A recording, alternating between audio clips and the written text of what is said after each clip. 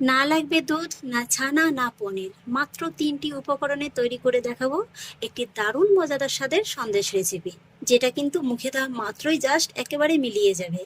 নমস্কার বন্ধুরা, অনুভার রান্নাঘরে আরো একটি নতুন পর্বে সবাইকে স্বাগত জানাচ্ছি।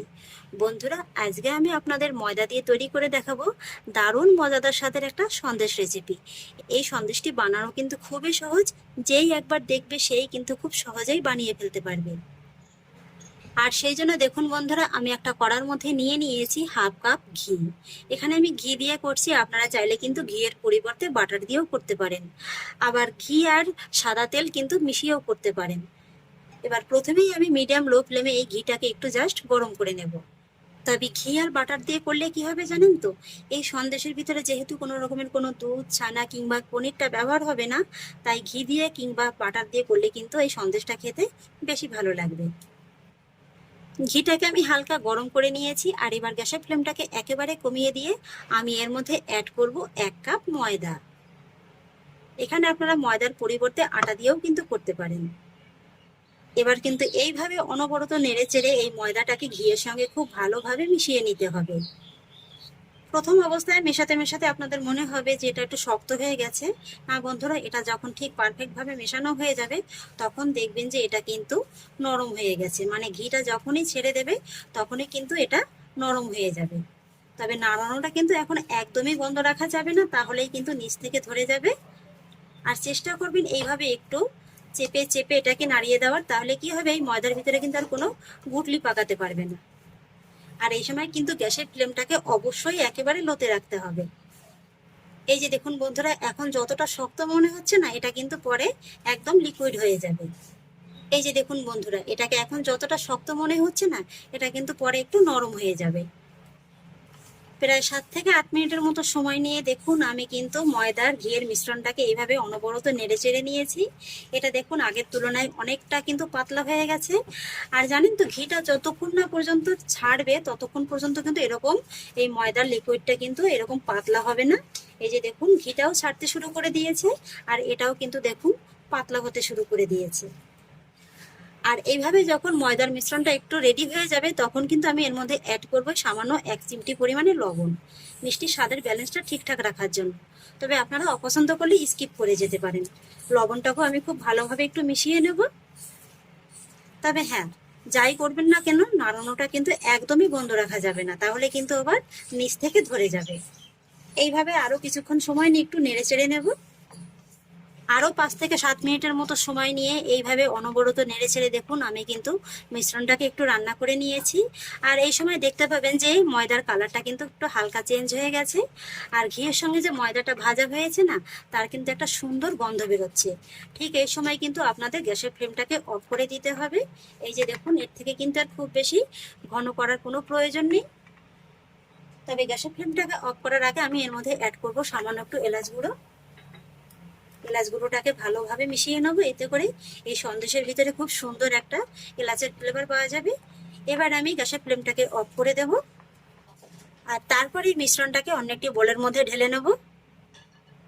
আর তারপর এইভাবে অনবরত নেড়েচেড়ে মিশ্রণটাকে আমি একটু ঠান্ডা করে নেব। তবে খুব বেশি ঠান্ডা করলে কিন্তু হবে না, একটু কুসুম গরম থাকবে সেইভাবেই কিন্তু ঠান্ডা করে নিতে হবে। এই তো বন্ধুরা, মিশ্রণটাকে আমি একটু ঠান্ডা করে নিয়েছি।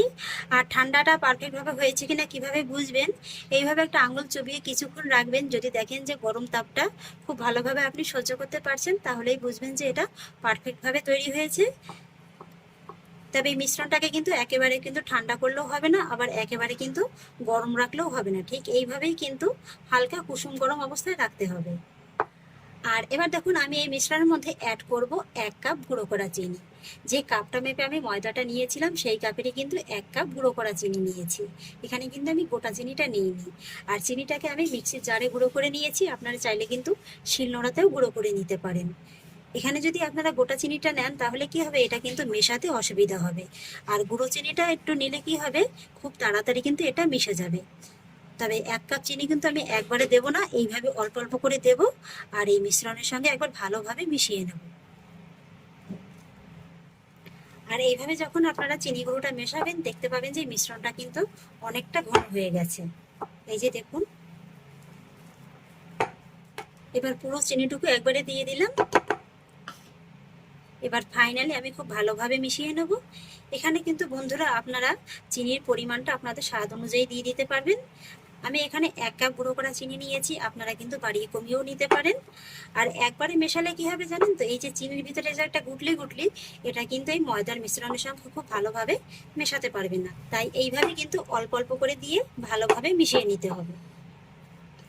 চিনির গুঁড়োটাকে আমি মিশ্রণের সঙ্গে খুব ভালোভাবে মিশিয়ে নিয়েছি।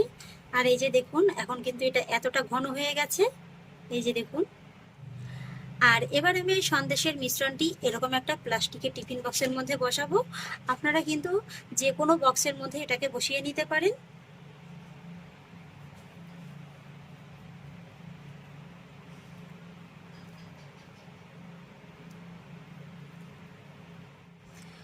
বন্ধুরা, প্রথমে যে বক্সের মধ্যে আমি ভরেছিলাম সেটাকে একটু বড় মনে হচ্ছিল, তাই কিন্তু আমি বক্সটাকে পাল্টে অন্য একটা ছোট টিফিন বক্সের মধ্যে বসিয়ে দিয়েছি। আর হ্যাঁ, আপনাদের তো একটা কথা বলাই হয়নি, এখানে কিন্তু বক্সের মধ্যে আমি সামান্য একটু ঘি ব্রাশ করে নিয়েছিলাম। এবার আমি বক্সটাকে এইভাবে ধরে একটু হালকা করে ট্যাপ করে দেবো। এইভাবে একটু হালকা ট্যাপ করে নিলে কি হয়, এই যে মিশ্রণটা কিন্তু বক্সের মধ্যে সমানভাবে একদম ছড়িয়ে বসে যাবে। আর এবার কিন্তু এই যে সন্দেশের বক্সটাকে আমি নর্মাল ফ্রিজে রেখে দেবো 1 ঘন্টার মতো। এই 1 ঘন্টার মধ্যেই কিন্তু সন্দেশটা খুব সুন্দরভাবে একদম বসে যাবে। 1 ঘন্টা বাদে ফিরে এলাম।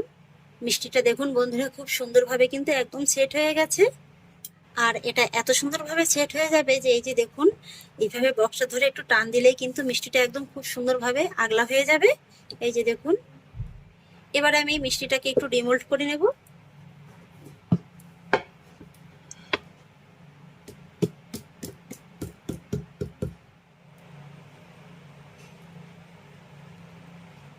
এই যে দেখুন বন্ধুরা, সন্দেশটা কত সুন্দরভাবে ডিমোল্ড হয়ে গেল।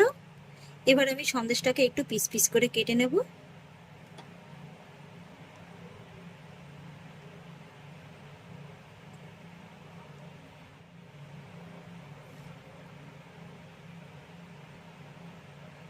আমি আমার পছন্দ মতো একটা শেপ দিয়ে কেটে নিচ্ছি, আপনারা কিন্তু আপনাদের পছন্দ অনুযায়ী যে কোনো শেপে কেটে নিতে পারেন।